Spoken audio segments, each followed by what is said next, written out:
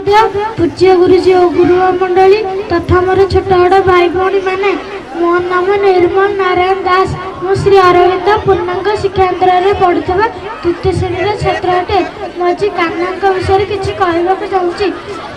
जन्माष्टमी हिंदू मान एक प्रिय उत्सव। भाद्रव मास कृष्ण पक्ष अष्टमी तिथि यह पर्वटी अनुष्ठित होता है। प्रबल प्रताप कंस को निधन करने दिन भगवान श्रीकृष्ण मर्त्यपुर अवतार ग्रहण करते। वैष्णव अति प्रिय पर्व। भारतर विभिन्न प्रांत में यह पर्व महासमारोह पालन कर वयस और लिंग निर्विशेष समस्त धर्मशासी हिंदू यह पर्व पालन करती। जिते संसार में धर्मर ज्ञानी और अधर्मर अभ्युदय हुए जिते भगवान शरीर धारण करती।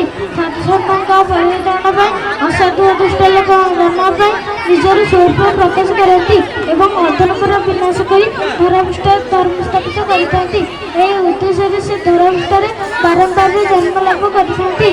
मर्मर से गीतार उल्लेख कर यदा यदा हि धर्मस्य ग्लानिर्भवति भारत अभ्युत्थानं धर्मस्य तदात्मानं सृजाम्यहं परित्राणाय साधूनां विनाशाय च दुष्टानां धर्म संस्थापनार्थाय संभावामि युगे युगे। व्यापार जुगर प्रताप राक्षसनक अत्याचार पृथ्वी वितस्त हो उठला। यह अत्याचारी राक्षसनकर अति बचुला कंस। कंसर अत्याचार समग्र संसार अतिष्ठ हो उठला। पृथ्वी कंसर अत्याचार सहन पारि धन रूप धारण कर ब्रह्मांक निकट पहुँची सब दुख जणाइले। ब्रह्मांड देवता कंसर विनाश उपाय स्थिर करने क्षीर समुद्र कूल को जाई क्षीर मिसाई परम पुरुष विष्णु को आराधना कले। विष्णु देवमान सम्मिलित स्थित सन्तुष्ट हो जागृत हेले एवं देवता मान सुरक्षा देवाई मर्त्यपुर अवतार ग्रहण में दृढ़ प्रतिश्रुति बदले। अधर्म विनाश कर धर्म रक्षा निमंते भगवान कंसर मथुरा मत देवकी अष्टाम गर्भ जन्म नेବା इच्छा कले। उग्रसेनकर पुत्र जन्म अत्याचारी कंस। उग्रसेनकर पुत्र देवंकर कन्या थिला देवकी। यही देवकी देवंग सुरुंग पुत्र वसुदेव सहित विवाह करते। विवाह उत्सव पर भूमि देवकी और किशोर वसुदेव को एक सदृश रथ बसाई निज रथ चालन कर नगर भ्रमण कर अवसर में आकाश अचानक भाव शुणुमणि है देवकीर अष्टम गर्भिणी सन्तान तार हत्याकारी एवं क्रोधित हो कंस और हत्या करने तरबारी को समाप्त कले। विचलित हो वसुदेव देवकीर जीवन वीक्षा कले और देवर सन्तान जन्म प्रतिश्रुति बदले।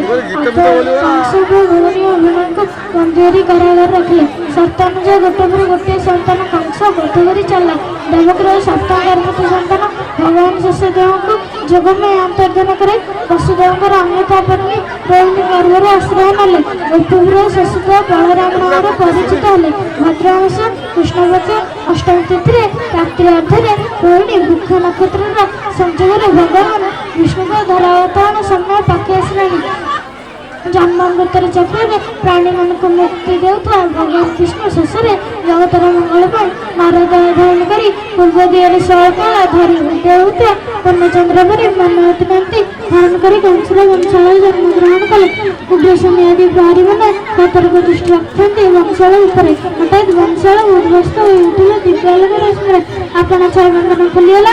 माता देवकी और पिता वसुदेव श्रीअंग जागृत प्रहरी मैंने निद्रा देवी मायर निद्रा गले। उग्रसेन को मुखी रखी कंसर छत वंशाल लोह कपट आपे खुलीगला।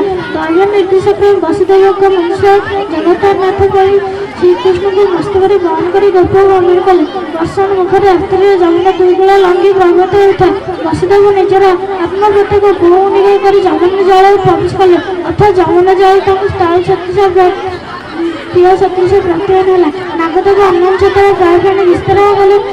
भगवान श्रीकृष्ण को स्वतः दशम कोल छाड़ी विचलित करने मधु वंशाल